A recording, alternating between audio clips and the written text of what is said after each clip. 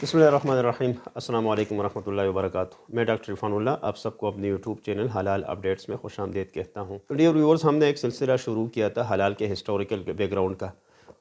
اور اس میں ہم ان ممالک کا تذکرہ کر رہے تھے جہاں پہ حلال کی سرٹیفیکیشن زیادہ ہوتی ہے اور جہاں پہ حلال کا کاروبار زیادہ ہے۔ تو اسی سلسلے کو آگے بڑھاتے ہوئے آج جو ہم ڈسکشن کریں گے وہ انڈونیشیا کے حوالے سے کریں گے۔ انڈونیشیا میں حلال کا جو یہ بزنس ہے، تو اس سے کے بتانے سے پہلے میں آپ کو یہ کہہ دوں کہ انڈونیشیا پوری دنیا میں وہ واحد ملک ہے جہاں پہ مسلمانوں کی آبادی سب سے زیادہ ہے، اور اس وقت 267 ملین سے کچھ زیادہ مسلمان وہاں پہ بستے ہیں، اور وہاں پہ جو پوری کی پوری کمیونٹی ہے اس کی 87% جو کمیونٹی ہے وہ مسلمانوں کی ہے۔ تو چونکہ یہاں پہ مسلمان بہت زیادہ بستے ہیں، تو ظاہری بات ہے وہاں پہ حلال کا کاروبار بھی زیادہ ہوگا اور حلال کی کنزمپشن بھی زیادہ ہوگی۔ اچھا، اب اس طرف آتے ہیں کہ انڈونیشیا میں حلال بزنس اور حلال کا لوگو کیسے شروع ہوا۔ تو اس کے پیچھے ایک سٹوری ہے، اور وہ سٹوری یہ ہے کہ سال 1988 میں وہاں پہ انڈونیشیا میں ایک یونیورسٹی ہے، یونیورسٹی آف براویجایا، وہاں پہ ایک ریسرچ ہوئی، اور اسی ریسرچ میں انہوں نے یہ حقیقت واضح کر دی کہ لوگ ایک ایسا پروڈکٹ ہے کہ جس کو لوگ کنزیوم کرتے ہیں، لیکن اسی پروڈکٹ میں سور کا ڈی این اے یعنی خنزیر کا ڈی این اے اس میں شامل ہے۔ چونکہ خنزیر تو حرام ہے، تو اسی وجہ سے اس کا ڈی این اے بھی حرام ہے، اور جب اس کا ڈی این اے حرام کسی پروڈکٹ میں شامل ہوا تو وہ پروڈکٹ بھی حرام ہو گیا۔ تو اس خبر کے آتے ہی اور جیسی تحقیق سامنے آئی تو مسلمانوں میں بہت زیادہ شکوک و شبہات پیدا ہو گئے اور لوگوں میں تشویش پیدا ہوئی، اور چونکہ وہاں پہ مسلمانوں کی آبادی زیادہ تھی تو لوگوں میں پریشانی پیدا ہوئی۔ جب پریشانی ہوئی تو گورنمنٹ نے باقاعدہ اس پہ ریسرچ کی، اور پھر وہاں پہ یہ اعلان کیا گیا کہ یونیورسٹی کی طرف سے جو ریسرچ تھی تو وہ قابل قبول نہیں ہے، اور اس کے جو ریزلٹس تھے تو وہ رزلٹ صحیح نہیں ہے۔ چونکہ اس کا ایک اثر یہ ہوا تھا کہ دوسری جو انڈسٹریز تھے تو ان کے کاروبار پہ بہت زیادہ اثر پڑ رہا تھا، کیونکہ جب لوگوں کو کسی چیز کا شک و شبہ ہوتا ہے تو اسی طرح سے سیم پروڈکٹس پھر کوئی سی بھی کمپنی کا ہو تو وہ نہیں لیتے۔ تو اس وجہ سے گورنمنٹ نے یہ اعلان کر دیا، لیکن چونکہ اس وقت تک حلال کا کوئی لوگو نہیں لگتا تھا، اس وجہ سے حکومت نے یہ اس وقت ایک انیشیٹو لیا، اور انہوں نے ایک ذمہ داری سونپی ایک ادارے کو، جو ادارہ تھا MUI کے نام سے، یعنی مجلس علماء انڈونیشیا۔ یہ ایک ادارہ ہے کہ جو کہ 26 جولائی 1975 کو قائم ہوئی تھی۔ اس سے پہلے، چونکہ اس ریسرچ کے آنے سے پہلے یہ ادارہ قائم تھا، تو گورنمنٹ نے ان کو یہ ذمہ داری دی کہ آپ باقاعدہ جتنی بھی مصنوعات ہیں، جتنی بھی پروڈکٹس ہیں، ان کا آپ معائنہ کریں گے اور باقاعدہ اس پہ حلال کا لوگو لگائیں گے۔ لیکن چونکہ یہ ادارہ تو تا علماء پہ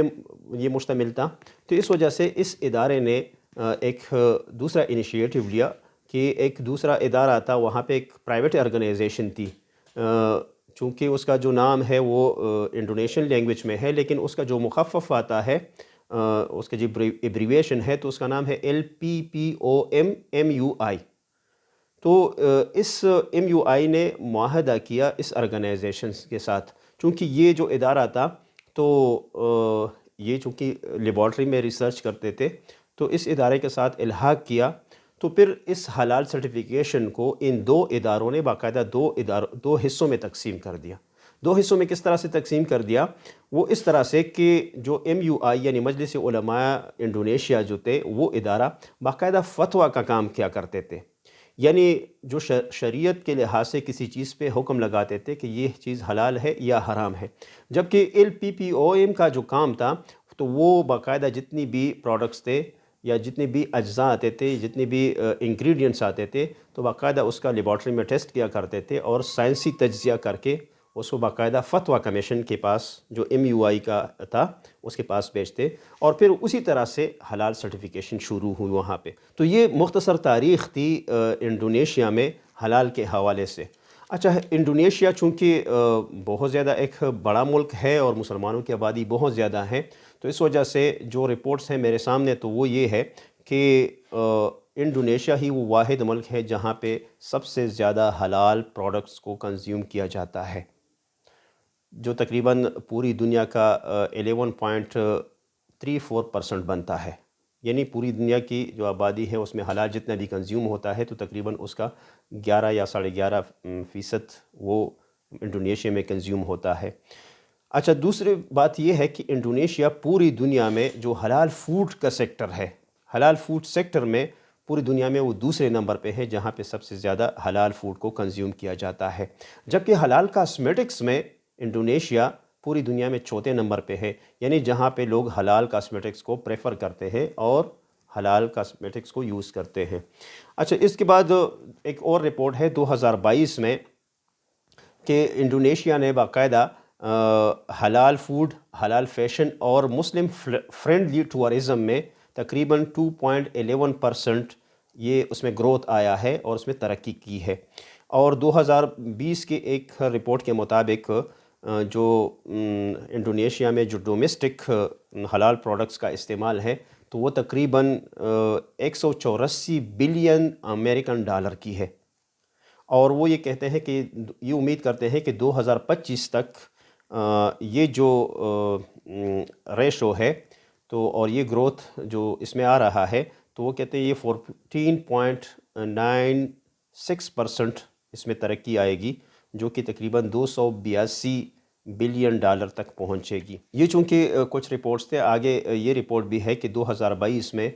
باقاعدہ ایک ایکسپو ہوا تھا دبئی میں، تو وہاں پہ جو اسکالرس تھے انڈونیشیا کے تو ان کی طرف سے یہ ایک رپورٹ پیش کی گئی کہ 2022 میں باقاعدہ انڈونیشیا نے 200 بلین ڈالر کا کاروبار کیا ہے۔ میرے خیال میں بہت بڑا ایک کاروبار ہے حلال کے فیلڈ میں، کہ مختلف ان میں جو اسلامک فائنانس بھی ہے، اسی طرح سے حلال فوڈ بھی ہے، حلال کاسمیٹکس بھی ہے اور حلال ٹورازم، یہ ساری تو ان ملا کے تقریباً 200 بلین ڈالر کا کاروبار کیا ہے، جو ایک بہت بڑی اچیومنٹ ہے۔ اچھا، میرے خیال میں جو انڈونیشیا کی جو حلال میں اس کے جو گروتھ ہے اور اس کی جو ورتھ ہے اکانومی کی، تو اس کا ایک بڑا فائدہ اس کو اس وجہ سے ہے کہ وہاں پہ ایک ہی سرٹیفیکیشن باڈی کام کرتی ہے اور ایک ہی ادارہ اس کو چلا رہا ہے، یعنی MUI، مجلس علماء انڈونیشیا، کہ اگر کسی نے بھی حلال کی سرٹیفکیٹ لینی ہوتی ہے تو اسی ایک ادارے کے ساتھ رابطہ کرنا ہوتا ہے اور یہی ادارہ اس کو حلال سرٹیفکیٹ ایشو کرتا ہے، اور پورے انڈونیشیا میں اسی طرح سے کا ایک حلال لوگو لگتا ہے جو آپ کو اسکرین پہ نظر آ رہا ہے۔